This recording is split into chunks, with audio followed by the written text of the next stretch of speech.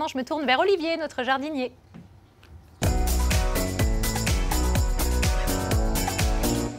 Alors Olivier, aujourd'hui on parle de mauvaises herbes. Exactement. C'est quoi les mauvaises herbes? Eh ben, en fait, je voudrais juste commencer ce petit cet échange Ouais, en fait, sur très deux bien. points. C'est déjà qu'effectivement, on parle depuis très longtemps de mauvaises herbes, mais au final, c'est juste un qualificatif qu'on leur a donné, de mauvaises, alors qu'en soi, elles ne sont pas du tout mauvaises. Oui, c'est des herbes quoi. Exactement. On ce dit sont mauvaises des herbes. parce que on les arrache. Parce qu'on ne les aime pas. Voilà. les aime pas. C'est encore en fait une histoire finalement de la nature versus l'homme, contre l'homme, Ouais. où on pense qu'effectivement, on peut dominer notre nature autour de nous et nos jardins très facilement, alors que celle-ci en fait se rappelle à nous par les mauvaises herbes justement et par donc toutes ces plantes qu'on appelle les adventices maintenant.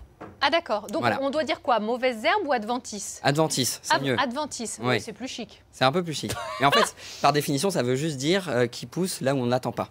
Ça veut dire adventice. Voilà. Oui, c'est mieux, c'est plus court, Exactement. c'est plus rapide. Oui, oui, c'est plus rapide. Que Du la coup, définition. ces herbes, elles sont pas si mauvaises alors. Elles nous Non. gênent en quoi? Non, elle nous gêne en fait sur un point esthétique Oh, au c'est jardin tout. en tout cas. Ouais. Donc ce qu'on peut faire, c'est effectivement près de la maison s'affranchir des mauvaises herbes par différentes techniques, qu'elles soient plus conventionnelles ou pas, ou plus en fait écologiques. Oh, toi tu parles des engrais, enfin des désherbants là. Oui, Ouais, exactement. donc ça on évite. Ça on évite. Ouais. Ouais. Dans tous les cas, on évite tous les désherbants chimiques. Ok, Après, bon, il y a des désherbants en fait qu'on peut utiliser et qui sont respectueux de l'environnement et qui en 24 ou 48 heures, en fait, le principe actif disparaît. Ah, mais c'est bien ça.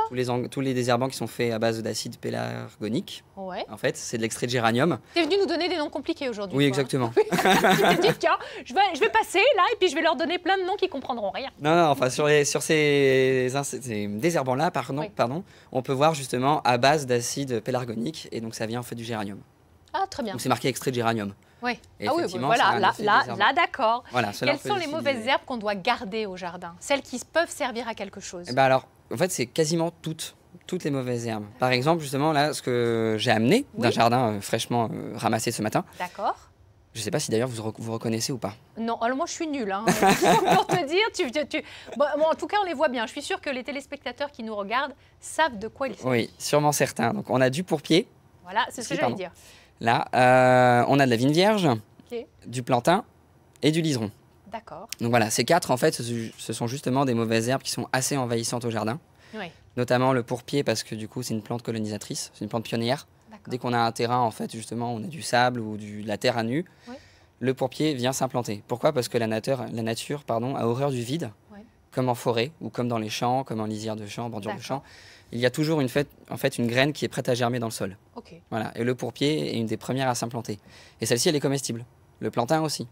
Ou le plantain, on peut l'utiliser en fait quand on a des piqûres d'ortie.